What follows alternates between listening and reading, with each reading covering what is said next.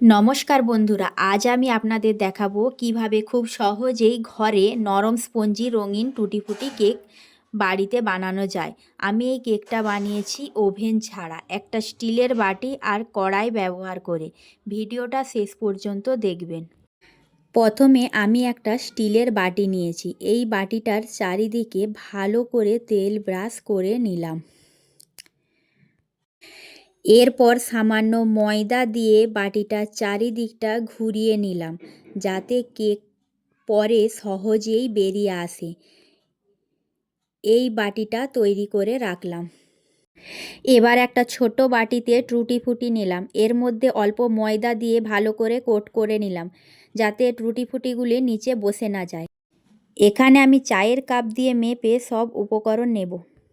প্রথমে দিলাম 2 কাপ গুঁড়ো চিনি, 1 কাপ সাদা তেল। এগুলোকে আমি ভালো করে মিশিয়ে নিলাম। এরপরে দিলাম 2 কাপ দুধ। দুধটা আগে থেকে জাল দিয়ে ঠান্ডা করে নেওয়া। এরপরে দেব 2 চামচ ভ্যানিলা এসেন্স। এবারে একটা ছাঁকনি নিলাম। ছাঁকনির মধ্যে দিয়ে দিলাম 3 কাপ ময়দা। এবারে ময়দাগুলোকে ভালো করে চেলে নিলাম। এরপরে অল্প একটু লবণ, 2 চামচ বেকিং পাউডার, 1 চামচ বেকিং সোডা, সব উপকরণগুলো ভালো করে চেলে নিলাম। চেলে নেওয়া খুব জরুরি, এতে কেক অনেক সফট হয়। এরপর ভালো করে সব উপকরণগুলোকে মিশিয়ে নিচ্ছি। খুব হালকা হাতে মেশাবো। সব ভালো করে মিশে গেলে ব্যাটারটা একদম স্মুথ হয়ে যাবে। এবারে ব্যাটারের মধ্যে দিলাম আগে থেকে ময়দা কোট করা টুটি ফুটি, কাজু বাদাম কুচি, আর একবার হালকা হাতে মিশিয়ে নিলাম। এরপর দিলাম 1 চামচ লেবুর রস। আবারও একবার ভালো করে মিশিয়ে নিলাম।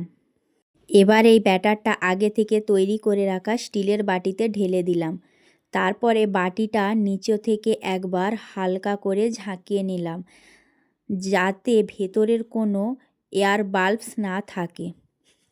এবার কেকের উপরে দিলাম কিছু টুটি ফুটি, কাজু বাদাম, কিশমিশ ও মোরব্বা। ওপরটা সুন্দর করে সাজিয়ে নিলাম। আমি আগে থেকে একটা কড়াই গরম করে রেখেছিলাম। কড়াইয়ের মধ্যে একটা স্ট্যান্ড বসালাম। তার উপরে খুব সাবধানে স্টিলের বাটিটা বসিয়ে দিলাম। ঢাকনা দিয়ে ঢেকে দিলাম। লো ফ্লেমে 1 ঘন্টা রেখে দিলাম। 1 ঘন্টা পরে আমি একটা টুথপিক দিয়ে কেকটা চেক করলাম। টুথপিক পরিষ্কার বের হওয়ায় আমি গ্যাস বন্ধ করে দিলাম। ওপর থেকে সামান্য বাটার ব্রাশ করে দিলাম, আর কেকটা ঠান্ডা হওয়া পর্যন্ত অপেক্ষা করলাম। 1 ঘন্টা পরে কেকটা পুরোপুরি ঠান্ডা হয়ে গেছে। এবার চারিদিকটা ছুরি দিয়ে আলতো করে ঘুরিয়ে নিলাম। একটা বাসনের ওপর কেকটাকে উল্টে বের করে নিলাম। আবারও একবার ঘুরিয়ে নিলাম। এবার ছুরি দিয়ে কেকটা কেটে নিলাম। দেখুন কেকটা কতটা নরম আর স্পঞ্জি হয়েছে।